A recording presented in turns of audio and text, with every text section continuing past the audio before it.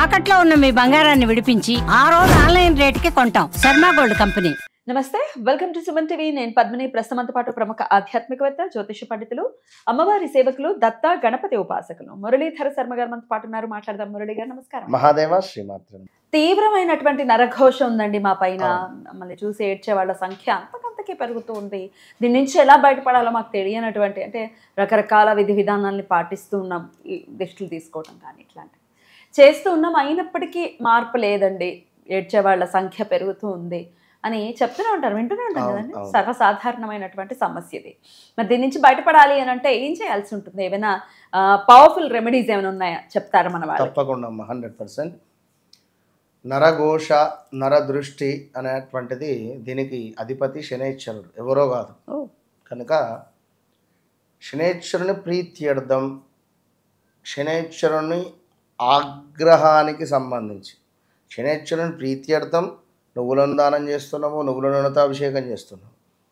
మరి శనైశ్వరుని యొక్క ఆగ్రహము ఆగమనం అంటే శనైశ్వరుడు మనపై ఆగ్రహించకుండా ఉండాలి అనేటువంటిది కూడా మనం చేయాలి కదా.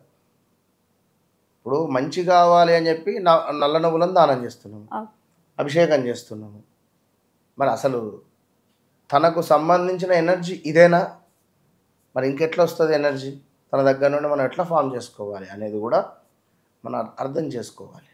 కనుక ఈ సందర్భాలలో సోమవారం రోజు నలుపు వస్త్రాలను అవాయిడ్ చేస్తూ, అదేవిధంగా ప్రతి శనివారము ఎక్కువగా మాట్లాడకుండా, నాన్ వెజ్ తినకుండా, మత్తు పదార్థాలకు దూరం ఉంటూ, తరచూ కూడా గొడవ పడడం, అంటే కొందరికి మాటలు చేతకావు, డైరెక్టు అంటే అరవడమో లేదా కొట్టడమో, అంటే ఇప్పుడు ఒకరొక మాట అన్నారు అనుకుందాం, అదేమిటి అనేటువంటిది, దేనికి అనాల్సి వచ్చింది అనేటువంటిది కూర్చొని మాట్లాడితే సరిపోతుంది. అరిచేసి గోల చేసేసి, అంటే తప్పు చేసి తప్పించుకునేటువంటి పరిస్థితులు ఉంటుంది. ఇప్పుడు ధర్మో రక్షిత రక్షక, ధర్మాన్ని మనం కాపాడుతున్నప్పుడు మనకెందుకు అరవాల్సిన పని లేదు, మెల్లగా మాట్లాడితే సరిపోతుంది. ఎదుటివారు అరుస్తున్నాడు అంటే వాడు తప్పు చేశాడు, తప్పు చేసి కూడా వాడు అరుస్తున్నాడు అంటే శనైశ్వరుని యొక్క విపరీతమైనటువంటి ఆగ్రహానికి గురవుతాడు ఇలాంటి వారు. ఇక మనం మంచిగా ఉండాలి అని చెప్పి మనతో మాట్లాడి మళ్ళీ అటు వెళ్ళి, వీడారా వీడు ఎప్పుడు కొలాప్స్ అవుతారో నేను చూస్తా, వీడు ఆగట్లేదు, వీడు అసలు ఈ మధ్యలో వీని పోకడలు ఎక్కువైనవి అనేటువంటి మాటలు మనకెందుకు మాట్లాడడం? కాబట్టి ఈ విషయంలో నేను ఏం చెప్తాను అంటే, సమయము అనేటువంటిది ఒకటి ఉంటుంది. ఈ సమయము అంటే ఓపిక ఉంటుంది, సమయం ఉంటుంది. ఓపిక పట్టే అంతసేపు ఓపిక పట్టి సమయం వచ్చినప్పుడు మాట్లాడండి. మాట్లాడకుండా ఉన్నా తప్పే. ఇప్పుడు ఇందులో మనకు ఎంత ఓపికగా ఉంటామో అంత టాప్ పొజిషన్కి వెళ్ళే ఛాన్స్ ఉంటుంది, అది గమనించుకోండి. అదేవిధంగా శనైశ్వరునికి ఇంకా ఏమిటి అంటే 2 వీలర్స్ 4 వీలర్స్ జనాలవి మీ దగ్గర లేవు.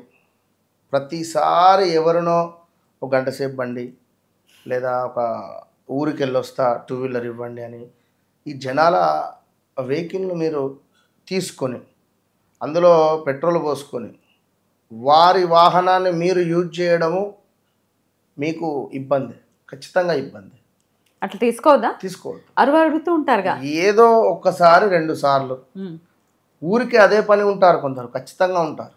మీరు అర్థం చేసుకోండి. వాళ్ళ వెహికల్ ఉన్నప్పటికీ కూడా కొందరు నాది బైక్, నీది స్కూటీ, నీపై సామాన్ తీసుకొని రావచ్చు, ఈజీగా ఉంటుంది అని అడగడం కానీ, మా మిస్సెస్ కొంచెము దాని మీద కూర్చోడానికి ఇబ్బంది అవుతుంది, దీని మీద కూర్చుంటాను కానీ. నేను అనేది ఏంటంటే కొన్ని మనం చేయకూడదు, ఇవాళ రేపు చేయకూడదు, ఇవాళ రేపు లైట్ అనుకుంటారు. ఇంకా ఇల్లాలు స్నానం చేసి చక్కగా దేవాలయానికి వెళ్ళాలి అని చెప్పి రెడీ అవుతుంది. దేవాలయం దూరంలో ఉంది, భర్తకు పాపం ఆఫీసే దేవాలయం అనుకుందాం.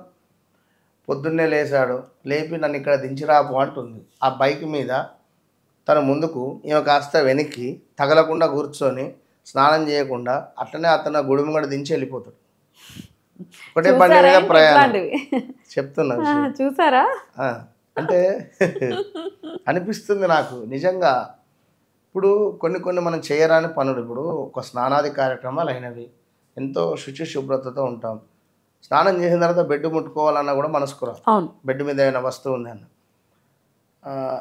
ఏదైనా అంట్లు ముట్లు కానీ ఏదో చెయ్యం.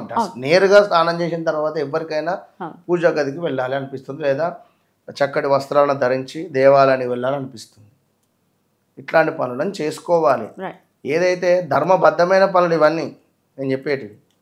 ఇప్పుడు స్నానం కాకముందు భార్యను అక్కడ దించేసి రావడము, ఇది అధర్మం. ఇది సో ఇలాంటివి చేయడం మూలకంగా శనైశ్వరుని యొక్క ఆగ్రహానికి గురయ్యే ఛాన్సెస్ ఉంటుంది. సరే, ఏది ఏమైనా ఇంకొకటి ఇక్కడ ఇంకొక విషయం చెప్పదలుచుకున్న, హోటల్ యజమానులు కానీ ప్రైవేట్ కానీ, అంటే పెద్ద పెద్ద హోటల్స్ కానీ చిన్న చిన్న హోటల్స్ కానీ టీ స్టాల్ దగ్గర వారికి చెప్తున్నాం.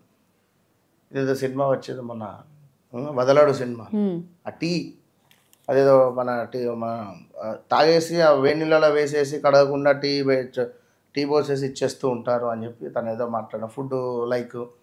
అంటే మనము చూస్తున్నాం, ఈ ఫ్రిడ్జ్లో పెట్టి ఈ ఫుడ్స్ పెట్టడము ఇవన్నీ. దీనికి అధిపతి శని రాహువు. మీరు ఎవరైతే ఇట్లా చేస్తారో దానికి సంబంధించి ఖచ్చితంగా అదే. దీనివల్ల ఇప్పుడు శనైశ్వరుడు అంటేనే వాస్తవానికి ఇనుము, వంట, ఇదంతా ఒక పార్టే. రాహు అన్న అదే, కుళ్ళిపోయినటువంటి వస్తువులకు రాహు అధిపతి. మీరు ఇది ఇంపాక్ట్ చేసినప్పుడు ఏం జరుగుతుంది? ఫుడ్ ఇన్స్పెక్టర్ అంటే గవర్నమెంట్ అంటే ఏమిటి? సూర్యుడు శని ఇద్దరు వస్తారు. సో మీ జాతకంలో శని పీరియడ్ కానీ శని నీచబడ్డా, శనికి సంబంధించిన పీరియడ్ వచ్చినా వచ్చేస్తాడు, చూస్తాడు, దొరికిపోతావు. నువ్వు ఇవాళ దాన్ని కప్పిపుచ్చి చేస్తావు అధర్మం. సో ఇలాంటివి చేస్తే శనైశ్వరుని యొక్క ఆగ్రహానికి గురవుతారు. మరి ఇవన్నీ చేస్తూ మేము కుళ్ళిపోయిన వస్తువులను పెడతాం, ఏమన్నా రెమెడీ చెప్పండి సార్ అంటే కష్టం. మార్చుకుంటే ఏమైనా రెమెడీస్ పనిచేస్తాయి, మార్చుకుంటే ఏమైనా ఉన్నాయి రెమెడీస్? మరి తప్పకుండా నలుపు రంగు దారం తీసుకోవాలి. నలుపు రంగు దారము, అద్భుతమైనటువంటి నలుపు రంగు దారాన్ని తీసుకొని దాన్ని ఒక సుమారుగా 8 పోగులుగా చేసుకోండి. 8 పోగులుగా చేసుకొని దానికి ఒక సూది లైక్ దానికి పెట్టేసుకొని చక్కగా కూడా ఒక 4 మిరపకాయలను, పచ్చిమిర్చీలను కూర్చోండి, లేదా దానికి దారంతో అల్లుకోండి 4 మిరపకాయలు. 4 మిరపకాయలను అల్లిన తర్వాత ఒక చక్కటి నిమ్మకాయ, పసుపు రంగులో ఉండేటువంటి నిమ్మకాయ తీసుకొని దానికి చక్కగా కూడా గంధము కుంకుమ బొట్టు పెట్టి దాన్ని కూడా ఆ యొక్క సూదికి గుచ్చి ఆ నిమ్మకాయ దగ్గరికి తీసుకుంటండి. దీనిపైన మళ్ళీ ఒక 3 నిమ్మకాయలను పెట్టండి. మొత్తం 7 మిరపకాయలు, మధ్యలో ఒక నిమ్మకాయ, కింద 4 ఉండాలి, మధ్యలో నిమ్మకాయ ఉండాలి, పైన 3 ఉండాలి. దీనిని చక్కగా మీ యొక్క ఇంటి ముందు వేలాడదీయండి, లేదా కిరాణం షాపు, హోటలు దాని ముందు వేలాడదీయండి. ఇది ప్రతి శనివారం మారుస్తూ ఉండండి. ఉదయం 5:30 నుండి 6:30 లోపు దీన్ని కట్టండి. దీని రిజల్ట్ ఎట్లా ఉంటుందో మీరే చూడండి. అదేవిధంగా ఒక నిమ్మకాయని కట్ చేసి పసుపు కుంకుమలో అద్ది, పసుపులో అద్దింది రైట్కు, కుంకుమలో అద్దింది లెఫ్ట్కు పెట్టండి మీ షాప్లో ఎంటర్ అయ్యేటువంటి క్రమంలో. ఇవి చేసినటువంటి వారికి అద్భుతమైనటువంటి వ్యాపారం సాగుతుంది, ఇంట్లో నెగిటివ్ ఇంపాక్ట్ పోతుంది, నర దృష్టి ఉన్నా కూడా వెళ్ళిపోతుంది. చాలా చక్కగా వివరించారండి, కృతజ్ఞతలు. నమస్తే. మహాదేవ.